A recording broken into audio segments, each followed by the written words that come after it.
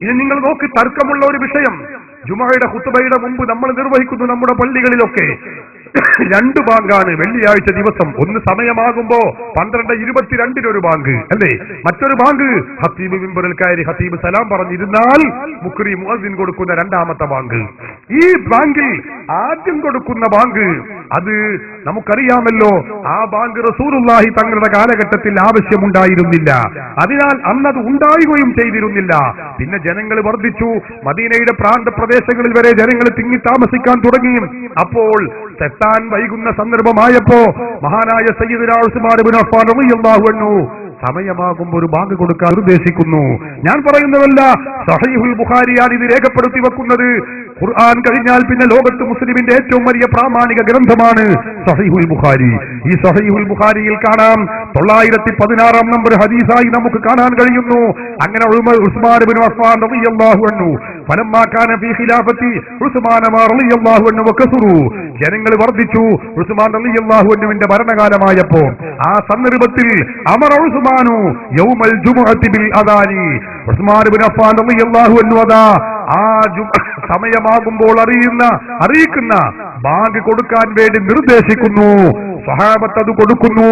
ആയിരക്കണക്കായ സ്വഹാബികൾ അത് അംഗീകരിക്കുന്നു. സഹീഹുൽ ബുഖാരി പറയുന്നു, അങ്ങനെ ഫസബത്തൽ അംറു അലാ ദാലിക, ആ വിഷയത്തിൽ മുസ്ലിം ലോകത്തിന്റെ നിലപാട് വളരെ വ്യക്തമാണ് സഹോദരന്മാരെ. ഫസബത്തൽ അംറു അലാ ദാലിക, കാര്യം സ്ഥിരപ്പെട്ടു കഴിഞ്ഞുപോയി.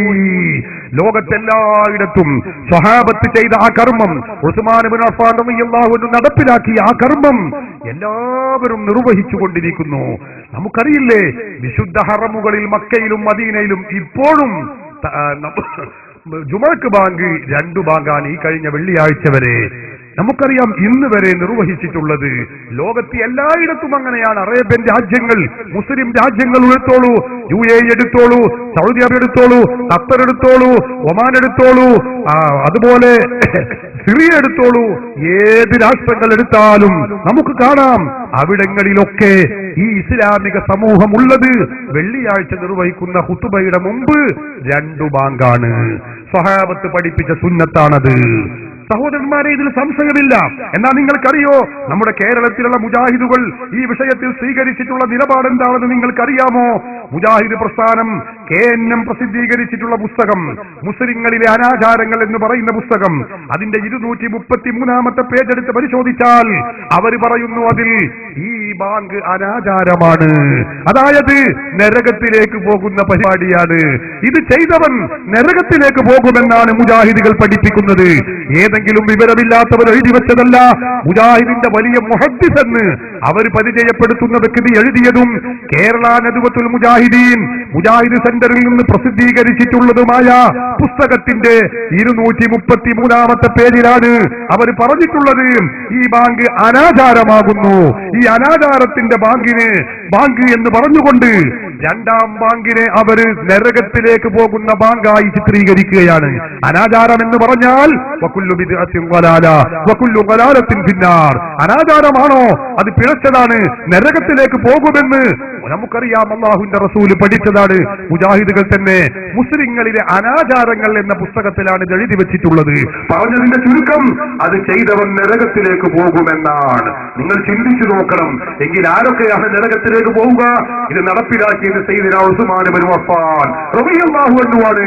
മഹാനവറുകൾ നരകത്തിലാണെന്ന് പറയേണ്ടി വരും. മഅദല്ലാഹ്. അതിന് സമ്മതിച്ചത്, അതിന് അംഗീകരിച്ചിട്ടുള്ളത് 10,000-കണക്കിന് സ്വഹാബികളാണ്. കഴിഞ്ഞില്ല, അത് നടപ്പിലാക്കുകയും അത് ലോകത്ത് എല്ലായിടത്തും അംഗീകരിക്കുകയും ചെയ്തിട്ടുള്ള ലക്ഷക്കണക്കായ താബിഈകളും തബഉ താബിഈകളും മദ്ഹബിന്റെ ഇമാമുകൾ ഉൾപ്പെടെയുള്ള അയിമ്മത്തുകളും എല്ലാവരും വെള്ളിയാഴ്ച നിർവഹിക്കുന്ന ജുമുഅയുടെ ഖുതുബയുടെ മുമ്പ് 2 ബാങ്ക് വേണമെന്ന് പറയുന്നു. അത് ചെയ്യുന്നു, അതിന് അംഗീകരിക്കുന്നു എങ്കിൽ അവരൊക്കെ നരകത്തിലേക്ക് പോകുന്നവരാണ്.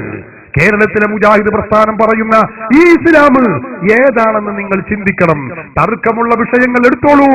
ഏതെടുത്താലും പൂർവീകരുടെ 14 നൂറ്റാണ്ടിന്റെ പാരമ്പര്യം അത് സുന്നികളോട് കൂടെയാണ്.